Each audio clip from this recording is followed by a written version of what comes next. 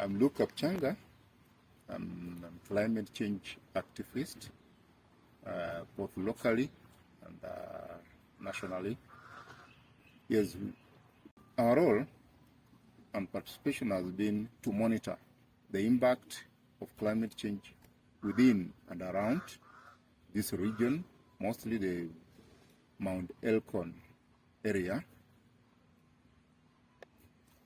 What we have observed is that degradation has gone up. Most of our farming, because of the poor farming practices, they has affected mostly the soil fertility is the one problem we have noticed.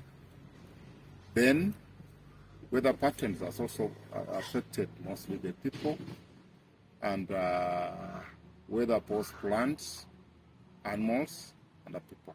The behavior aspect also, both of people, is also affecting the changing patterns of our lives.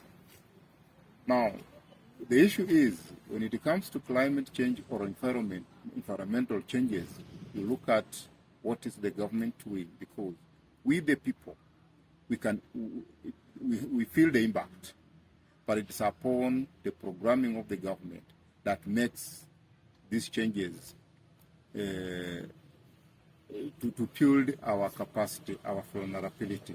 You realize that, as they say, Africa as a whole is vulnerable. Kenya as a country is vulnerable.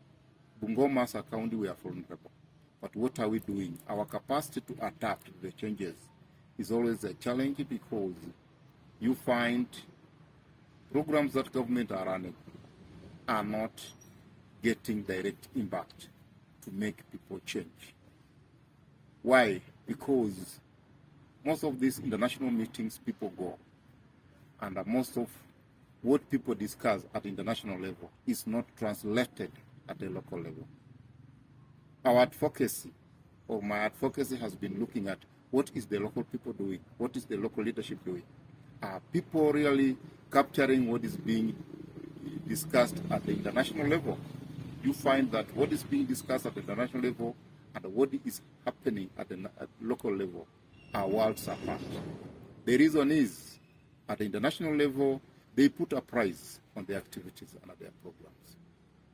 Now, at the local level, you find that the planning does not put a price. And if the price is there, basically at the national and the county level, there is no money being put when all through the budgeting cycle. There is no money being given a priority on addressing either mitigation or adaptation on climate measures. That's where the biggest challenge is coming from.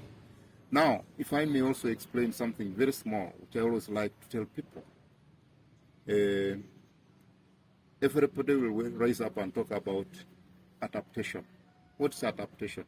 Adaptation simply means that you live with the problem. Forget the scientific languages. It's simply you have to live with the problem.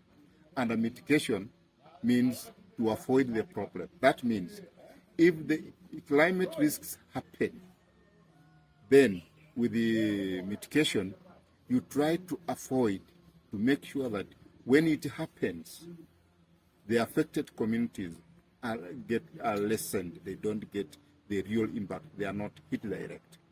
Now, with the adaptation means whatever the impact that happened, then you need to live with it, but with minimal side effects. So that's why now when a government is coming up with programs, you look at how is it impacting on the affected communities. Our communities have a problem because nobody is explaining to them, giving them the nitty-gritty knowledge about how to adapt themselves, because it is not these things. When you want to adapt, does not mean you need a lot of scientific knowledge. No, we talk about our local knowledge. We, let's say in Bungoma, who is driving the indigenous knowledge on adaptation? You find nobody's doing that. And Do we have any money on it? And who should put money on that? So basically, as a county, if I may jump, if as a county, when you look at, I participated in the CIDP 2023-2027, you realize that most of the programs that the government came up with, they are not telling us exactly where we, as a county, the challenges facing the county in terms of climate change. They have not quantified the people who are suffering, or whether the natural resources are affected. Because climate change is not simply about planting trees. The government functionaries, and whoever matters now, will tell you about, oh, let's go and plant trees, let's go and plant trees, we have planted trees. Planting trees is one thing, but now the issue of biodiversity, what type of trees are you planting? How long will they have an impact to change the scenario which has been affected?